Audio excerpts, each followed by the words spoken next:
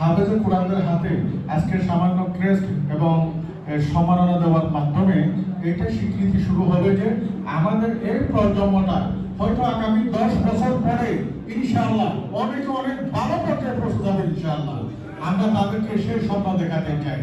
আজকে বিশেষ করে উপস্থিত আমাদের বিশিষ্ট শিক্ষানুরাগী যিনি তানজিমুল আবনান টেকনাফের সম্মানিত সভাপতি প্রতিষ্ঠাতা আলহাজ মোহাম্মদ আব্দুল্লাহ, জনাব জহির আহমদ মেম্বার ভাই সহ এই প্রতিষ্ঠানের যিনি উদ্যোক্তা জনাব নুর কবির ভাই, তিনি কিন্তু মূলত একজন দুবাই প্রবাসী।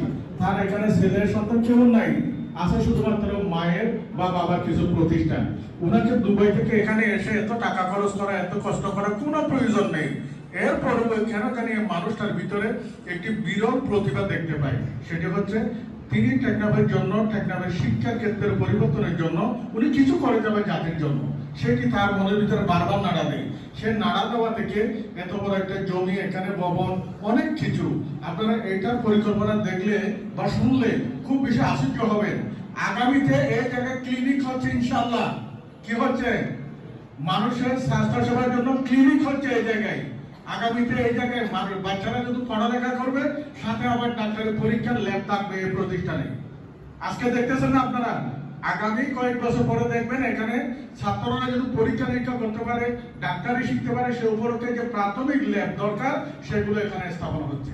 এবং এই ছাত্রগুলো পাশাপাশি এসএসসি, তারা এইচএসসি পড়ালেখার সাথে করবে। হাফেজুল কোরআন তো হচ্ছে, আলেম তো হবে ইনশাআল্লাহ। সাথে ভালো আরবি এবং ভালো মুফাসসির কোরআন যাতে হতে পারে সে উপলক্ষে তাদের প্রাথমিক ক্লাস থেকে কোরআনের তর্জমা এবং তাফসীর তাদের ওখান থেকে শুরু হয়ে যাবে।